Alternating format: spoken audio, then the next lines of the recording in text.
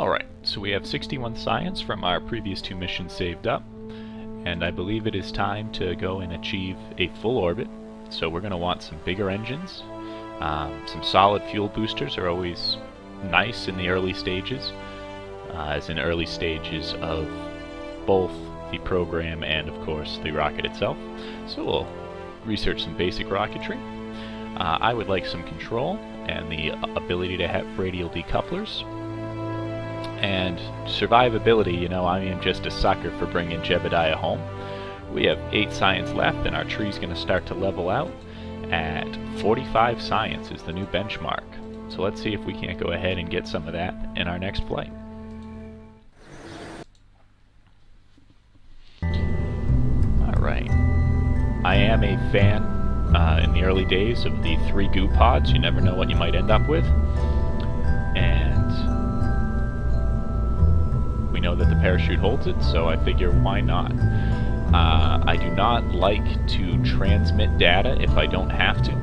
It's kind of a waste, obviously, on probes and things. When you're out in the outer solar system, it's necessary to build up the science you need out there in order to send manned flights.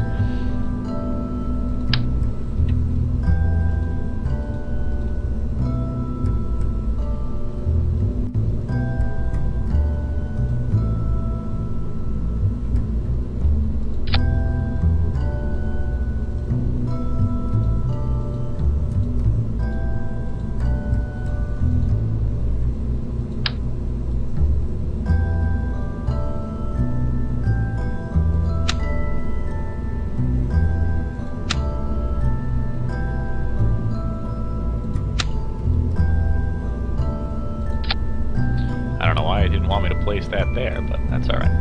Now this is an incredibly wasteful design. There really is no need to make a rocket like this, but considering what we're trying to do and the fact that we really do have unlimited funds, we're going to go for it anyhow. I mean, I understand the president said, I don't think we should waste any money, but we should get the job done. And I take that with a grain of salt. I do not believe it's wasting money if you have it available and it goes to get the job done. I mean, plus the turnaround rate. We've already launched 2 brand new missions today, and we might go ahead and get this 3rd one out of the way.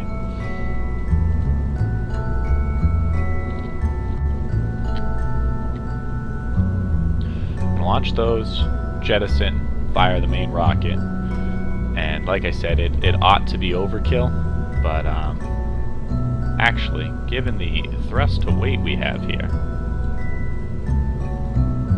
why don't we try? We'll fire that one first, and that one first.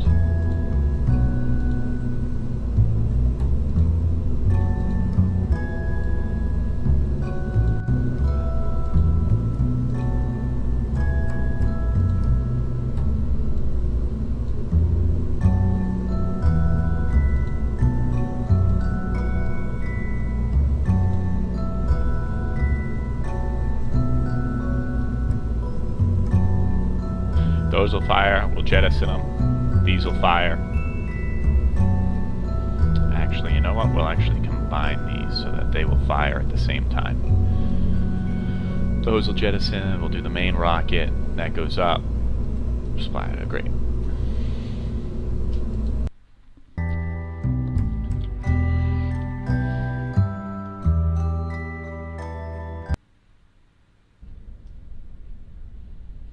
Jebediah for his 3rd mission today. He really didn't know what he was getting himself into. And we will launch this mission in 5, 4, 3, 2, 1. Not as dramatic as I was hoping. I mean, this is a heavy rocket, but that's alright.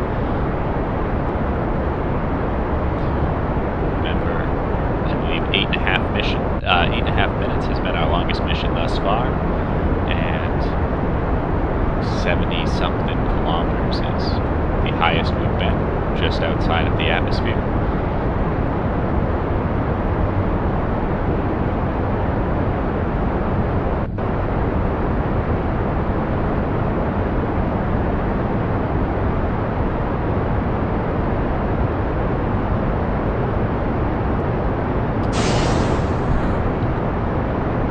That was a little more violent than I was hoping for, but fortunately we survived.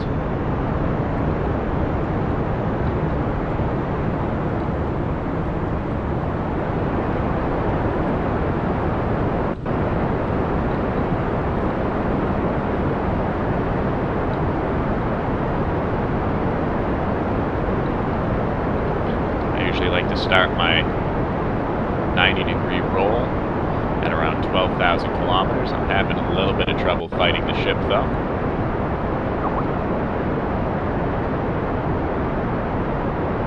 By a little, I mean a lot. Because of the orientation on the launch pad, I should have gone ahead and set those boosters up backwards to how I actually set them up. It's alright, so we're starting with the same engine effectively that we had last time, but this time we are starting it at 26,000 kilometers. Or, yeah, 26 kilometers. Up, too far. Actually,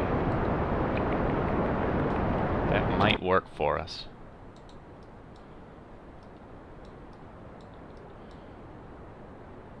116, we're going to go ahead and throttle those engines back a little.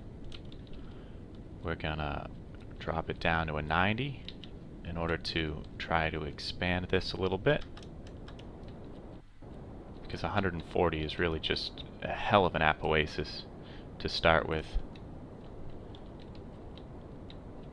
150, way more than I normally go for. I normally try to aim for 90.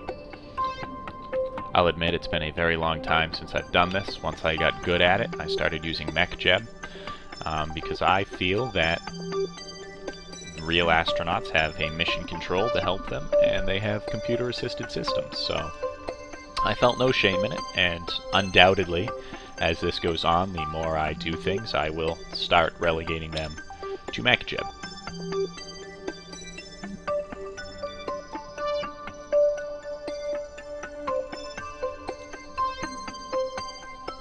In space near Kerbin, we're going to go ahead and keep that data.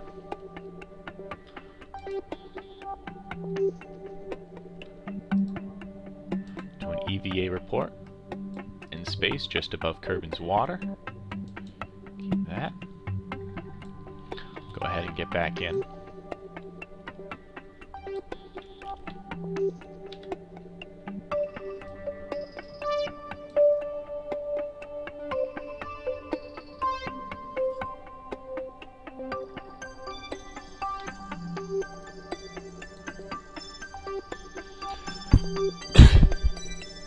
Still have roughly half of our fuel.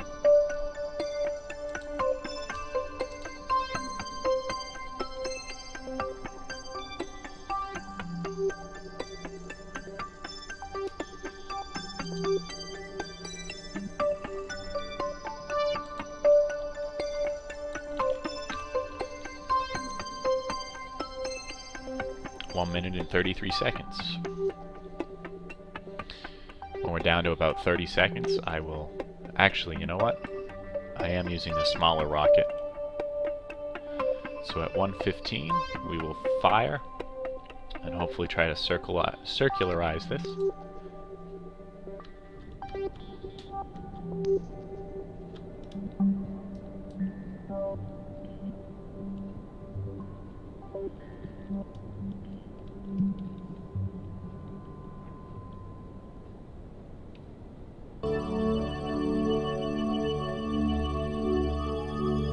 If I keep my periapsis below 80 kilometers, then it will require very little fuel to get back. But I am a little nervous about the 116. This might be a failed flight after all, which would be a shame. I want my cutoff to be about 30 units.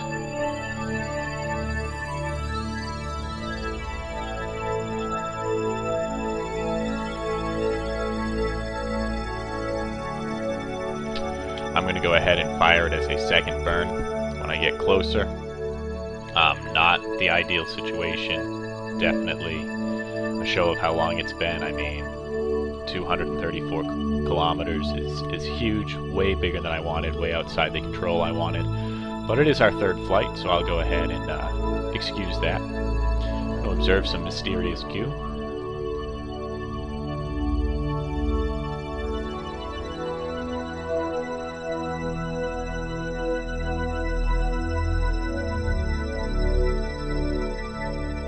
I do like that the studs are still here. That is very nice.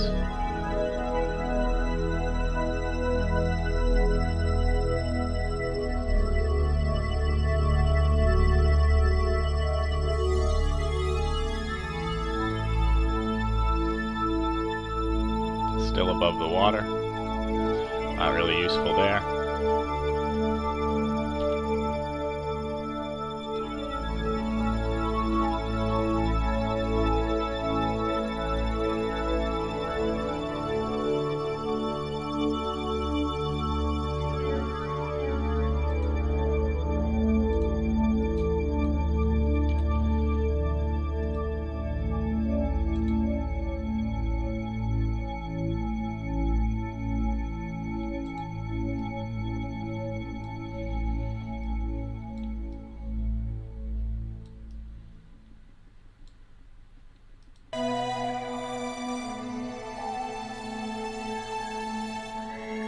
I'm hoping to pick up a shore point, but again, I think what it's reading is directly below the pod, right about here.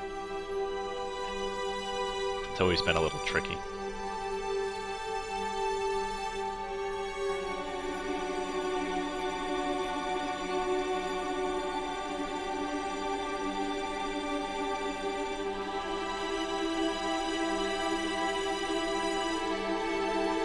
Grasslands, keep that.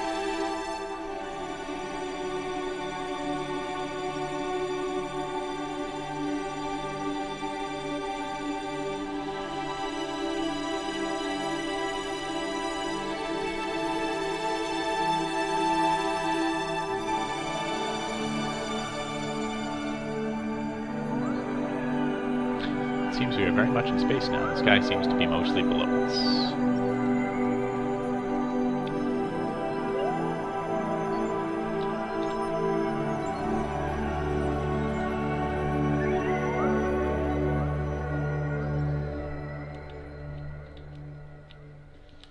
Gonna set ourselves up to prograde.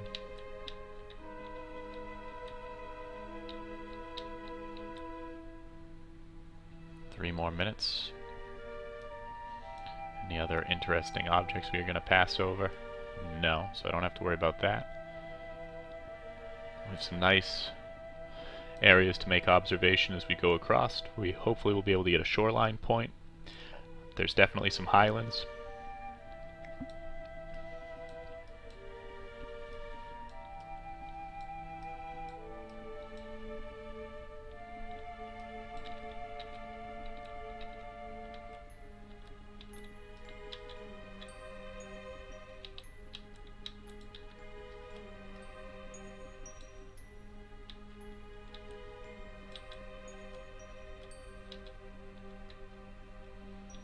And the crowd below waits with bated breath, listening to hear back from their precious Jebediah Kerman, who continues to fly with no transmission equipment at all, no contact to ground control. He's a brave man, that Jebediah Kerman. Stoic, slight smile on the edge of his face, staring out into space.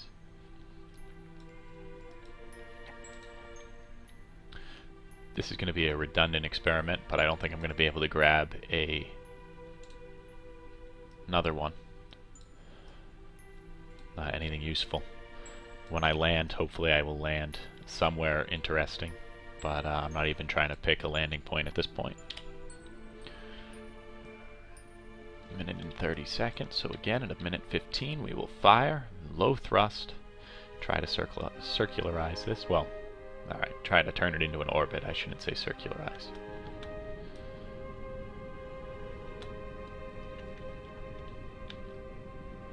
A little bit of fuel here. We've got a periapsis. Again, I said I wanted to be anywhere around 80 is usually very nice.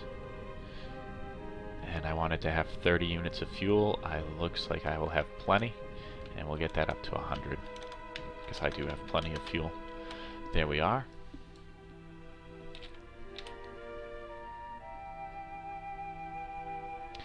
There is a way to lock stage, but I don't remember what it is, so I'll just be very careful not to hit the spacebar button.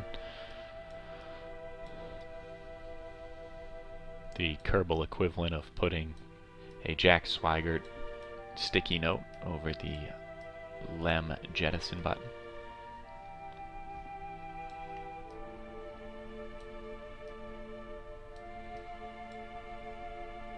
The vastness of space out before us. The moon, hopefully a destination that is not too far off.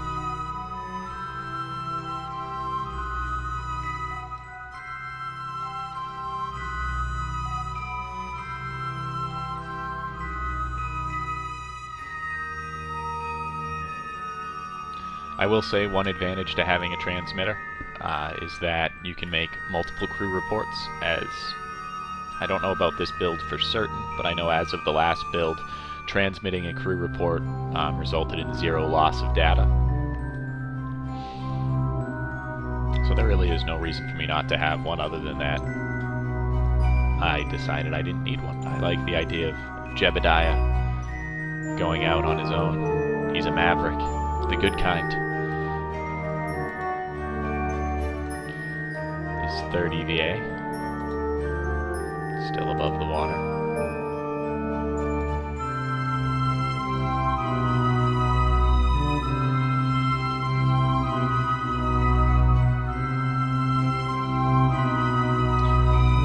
They've changed the EVA propellant from just being a 100% to 5 units, so that's interesting. I wonder if it works out to the same amount. Or if you could refuel it. I guess you could refuel the old one by just getting in, so that would be pointless, I guess.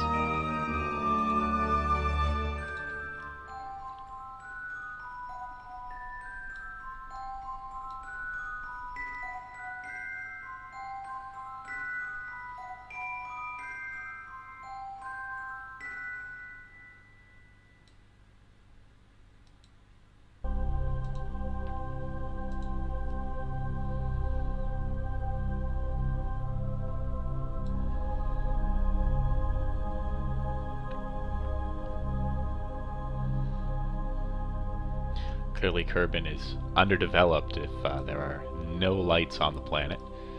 Just an emptiness. The only indication you have that it is there is the lack of stars. How far below? Nobody would know.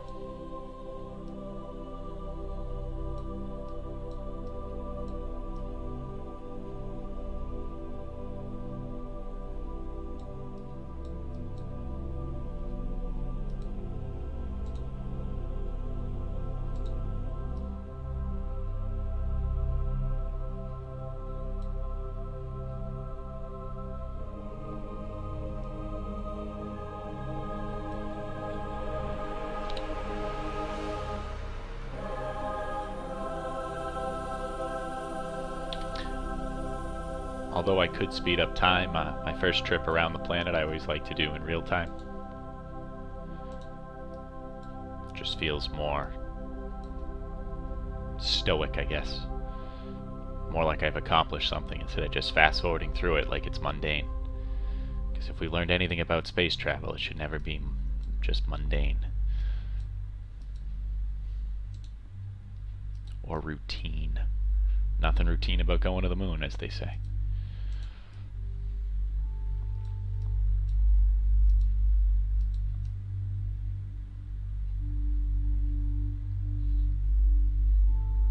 As I spam the crew report button, though, it's not lost on me the idea of what the heck could this man see to report. But Kerbals are known for their excellent night vision.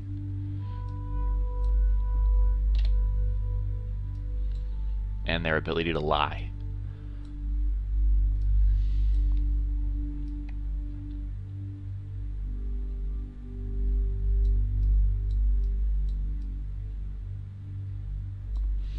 Well, might as well take this opportunity to do some free flight, I guess.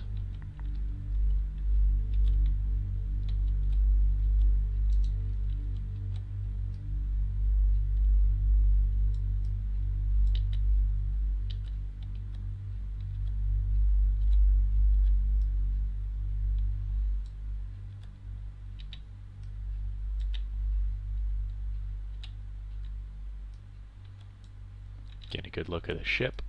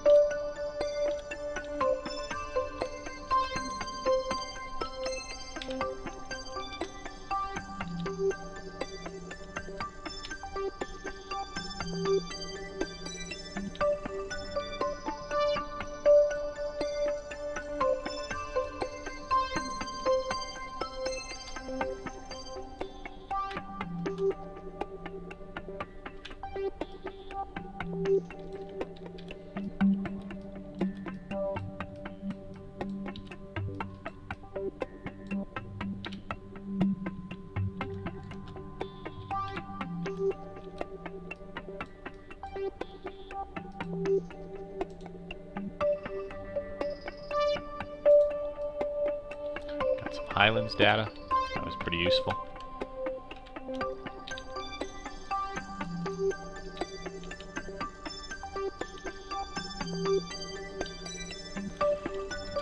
Of course, the door is going to be underneath here. Inside without a pod.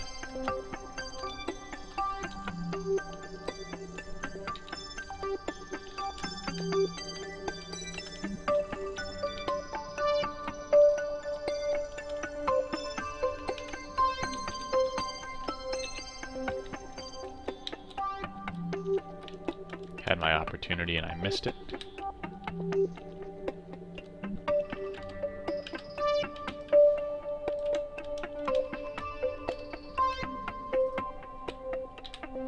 Feeling a little like Ed White out here.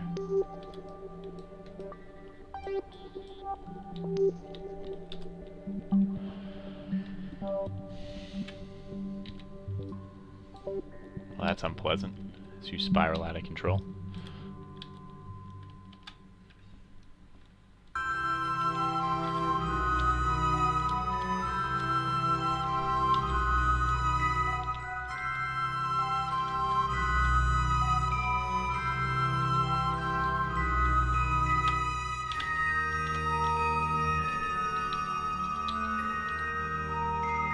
Really should set up the camera just like this and do it this way, but where's the fun in that?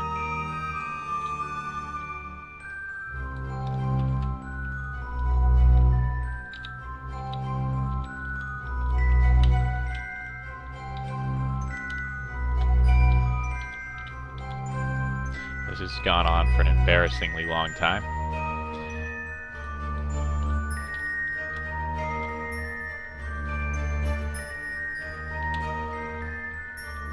Fortunately, Mission Control doesn't know anything about it.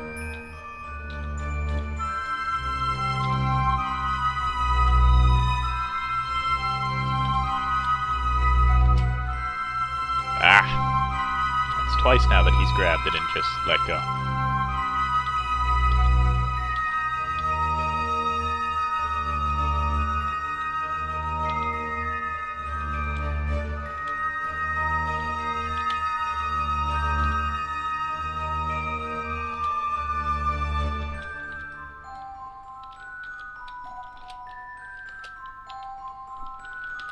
I'm not entirely sure why I can't get in.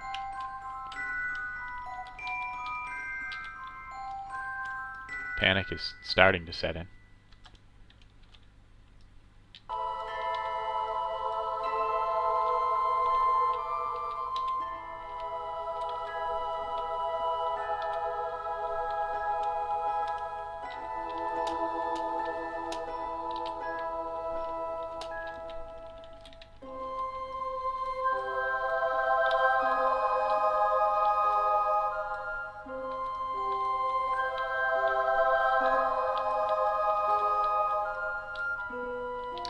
Seriously, getting panicked now. If this is how I lose Jebediah, I will be so very sad. I'm glad I had stabilized in orbit before doing this, because it would have been awful if I hadn't.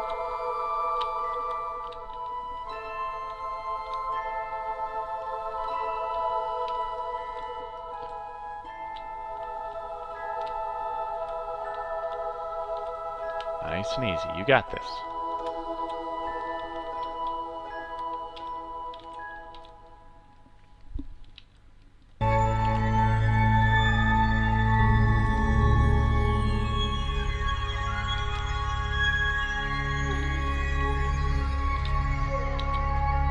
I'm beginning to wonder if the controls to get in are not what they used to be, or if I have just simply forgotten what they are.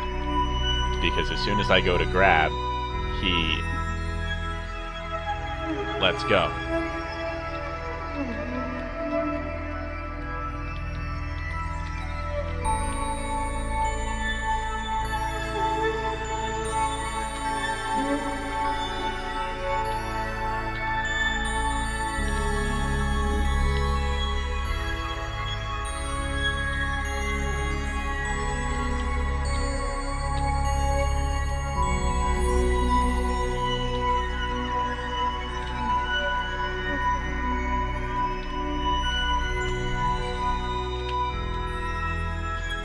I also can't make him turn, which used to be pretty easy to rotate him.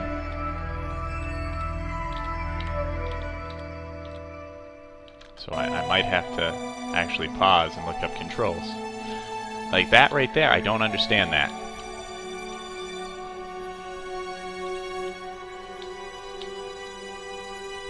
I'm gonna look up controls, I guess. Stay tuned.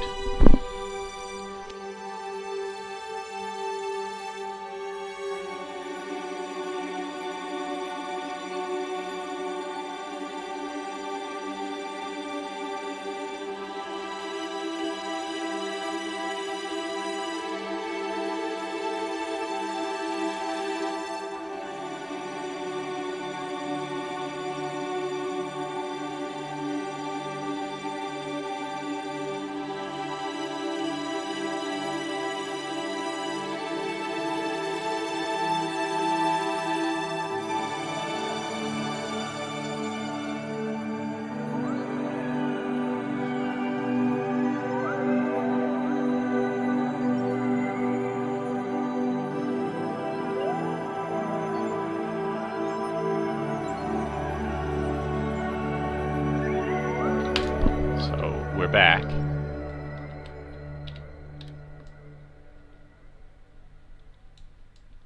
Try to pitch up here. And it says all I have to do is press spacebar to orient the camera. But that doesn't quite seem to be working.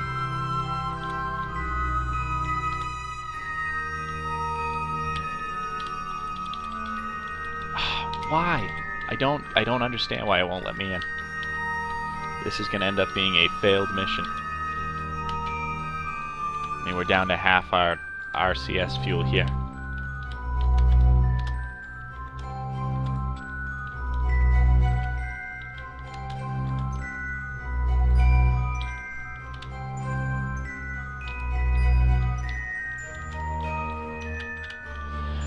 Ah.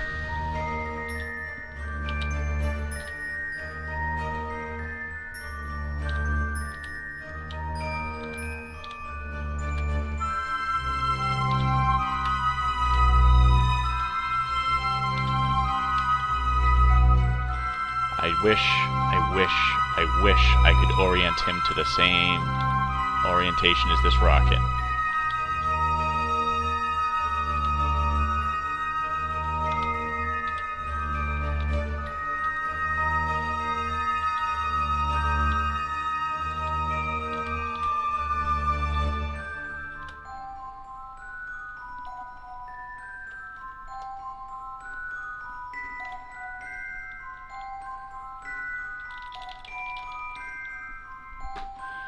Oh my god, that was the amount of tension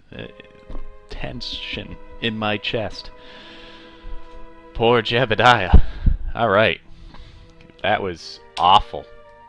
Awful. We're at 24 minutes, I believe, into this video, and if you're still with me, I am impressed. I mean, I can't promise that kind of exhilaration all of the time. Now, having lived through that, let's go ahead and try to make another observation, this time staying firmly on the ladder, since I do not trust his ability. Oh, we already have a grasslands. Alright. Well, we're going to go ahead and just almost completed our first circuit of the planet here. Again, it's because I went so far out to 243 over there. Normally I keep it around 100. But let's get ready to do our descending burn. I'll try to grab one more observation.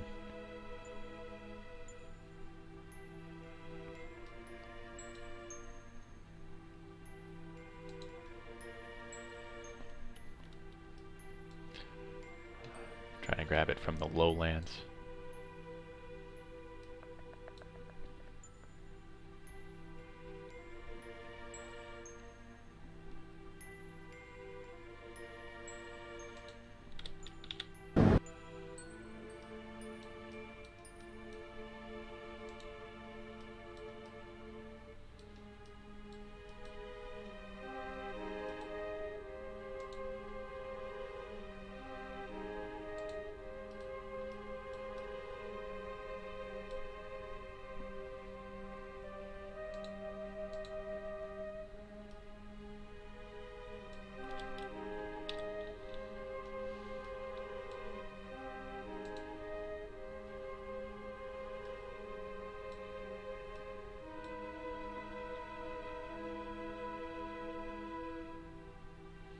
Again, I'm going to just try to grab one from the shores.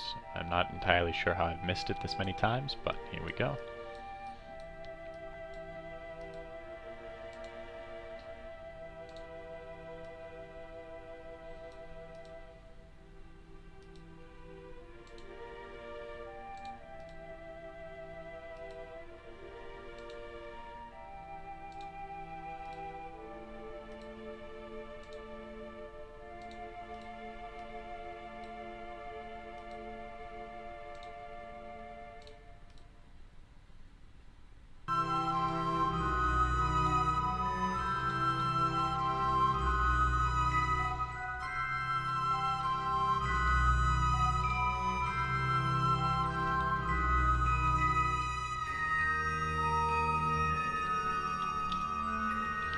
There we go. Alright. And then again, we're going to try to aim. It actually wouldn't be bad if we landed in that desert. So let's see what we can't do. I mean, we're not going to be able to. Based on the amount of fuel I have, I'm going to do my best. I was going to say I'd just bring this in, so I'd probably land somewhere around here. But we'll see what I can come up with. I mean, this flight's already gone so well with one tragedy. What are the chances we'd have more than one tragedy?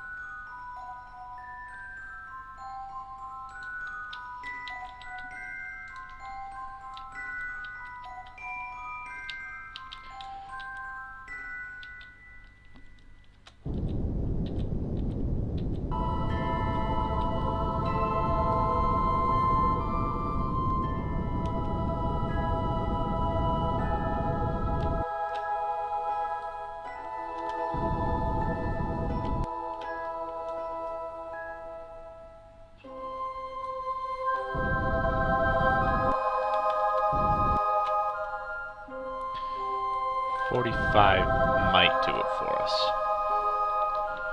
So let's go ahead.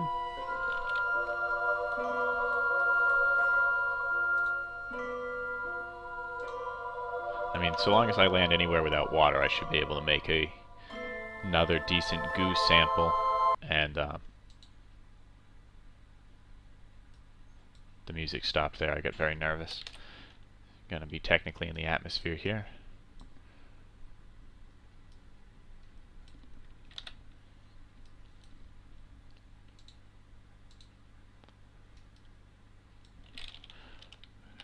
I want to point our rocket prograde.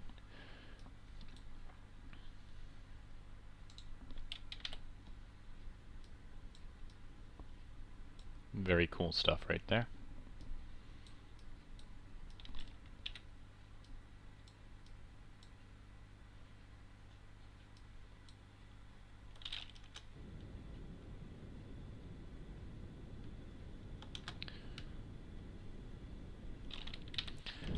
Have some fuel, we're going to burn it, because I really, really would like to land in that desert.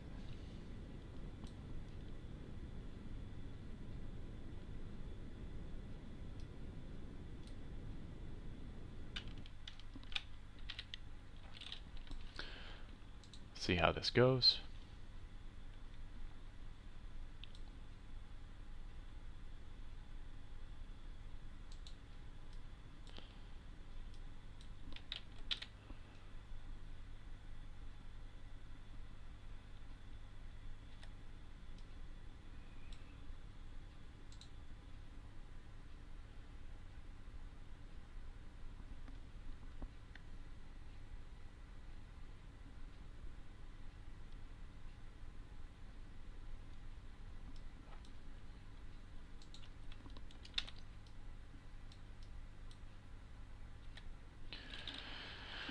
Okay, so it's not going to slow me down as much as I thought, which is fine, because I do have all that extra fuel. I mean, I don't have a ton of extra fuel, but I have enough to execute this burn here. I'm going to give it just a little bit longer.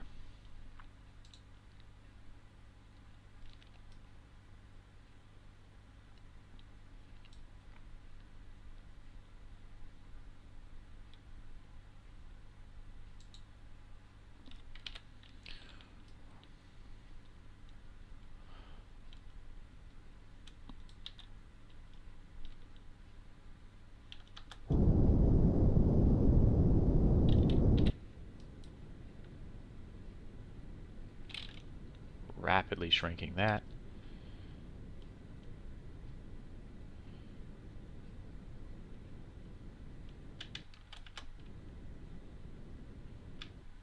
Units. Let's get us closer to that desert.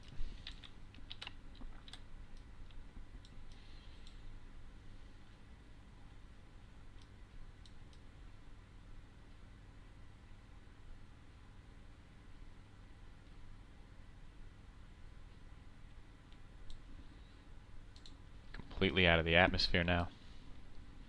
Well, for all intents and purposes, completely out of the atmosphere.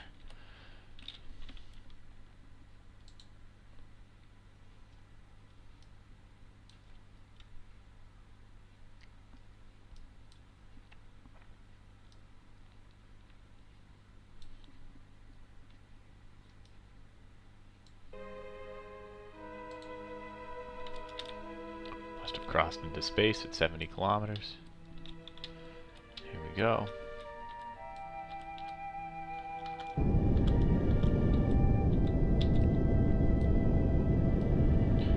We're going to do everything we can to bring this ship down.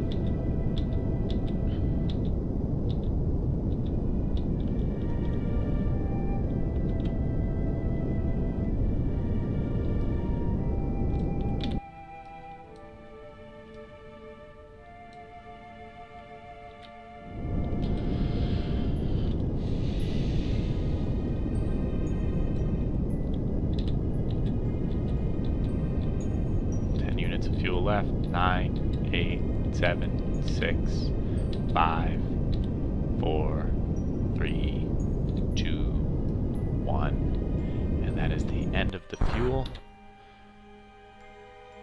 And I think we're going to do it.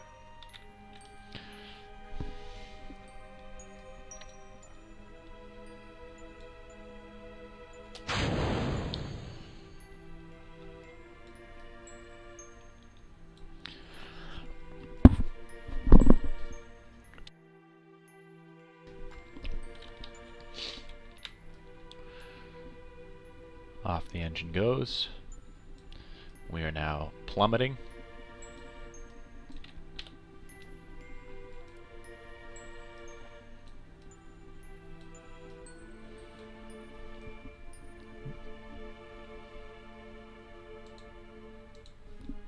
No.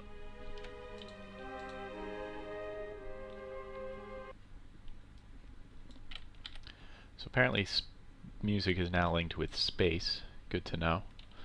We'll go ahead and accelerate this because, I mean, I can't believe you guys have stuck around this long. And by you guys, I probably mean me.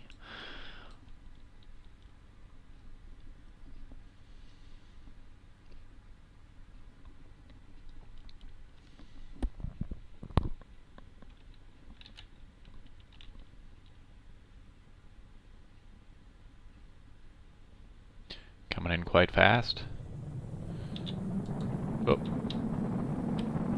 I want to just try to get a big surface area down here. In terms of heat shielding, it doesn't really matter yet. If I land in that ocean, I will be so sad. I won't, but that would be awesome.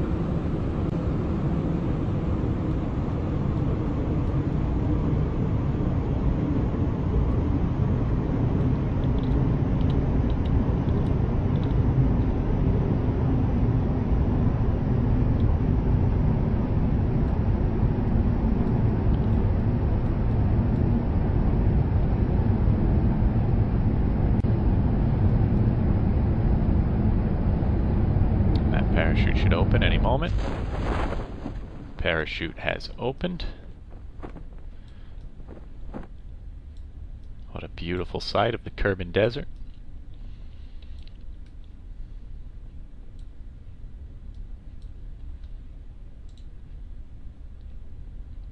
So we drift gracefully down. An hour and a half. Longer. More than twice as long as our previous space expenditures combined. 2 full orbits. Alright, 1.5 orbits of Kerbin. Let's go ahead, observe the mystery goo container. Goo seems to hate it here. Understandable. Let's go ahead, get out. Let's take a surface sample. Lots of sands and rocks. You're thankful that you've been in a climate-controlled environment because it sure looks hot out there. The sand is dry and loose, and it looks like it's going to take some effort to clean your gear afterwards. We'll go ahead and keep that data. I'd also like an EVA report. Keep that data. We're going to go ahead, we're going to grab on, we're going to get inside, and let's recover this vessel.